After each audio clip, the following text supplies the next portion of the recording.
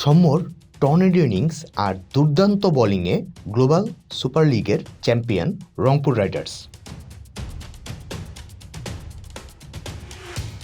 বাংলাদেশ সময় ভোর 5টায় অস্ট্রেলিয়ার ভিক্টোরিয়ার বিপক্ষে প্রেসিডেন্টস স্টেডিয়ামে মুখোমুখি হয় দুই ফাইনালিস্ট টিম রাইডার্স ও ভিক্টোরিয়া।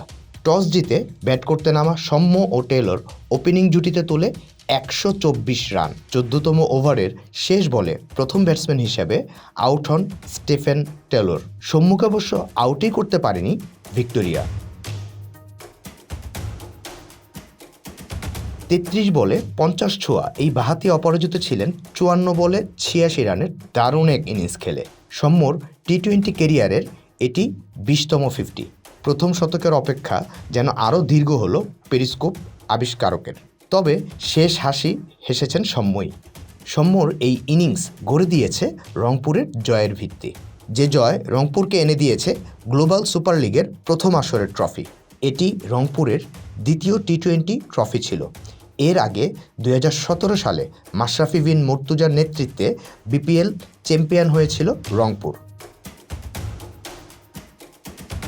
গায়ানা থেকে সেন্ট কিটসে উড়াল দেওয়ার কথা ছিল সৌম্য, রিশাদ ও আফিফের, কিন্তু রংপুর রাইডার্সের খেলোয়াড় সংকটের কারণে বিসিবির বিশেষ অনুমতিতে গায়ানাতেই থেকেছেন এই 3 ক্রিকেটার। যে কারণে থেকে যাওয়া তা খুব ভালোভাবেই কাজে লাগিয়েছে সৌম্য রংপুরের জন্য। গায়ানায় গ্লোবাল সুপার লিগের ফাইনালে ভিক্টোরিয়াকে হারিয়ে চ্যাম্পিয়ন হয়েছে রংপুর। প্রেসিডেন্টস স্টেডিয়ামের এই ম্যাচটিতে ভিক্টোরিয়াকে 179 রানের লক্ষ্য দিয়েছিল রংপুর। প্রথম 7 ওভারে 1 উইকেটে 65 রান তুলে জয়ের দিকে ছুটছিল ভিক্টোরিয়া, কিন্তু পরের 5 ওভারের মধ্যে 5 উইকেট হারিয়ে বসে ভিক্টোরিয়া। 12 ওভারে 6 উইকেট হারিয়ে 89 রানে পরিণত হয় ভিক্টোরিয়ার ইনিংস। 18.1 ওভারে 122 রানেই থামে ভিক্টোরিয়ার ইনিংস।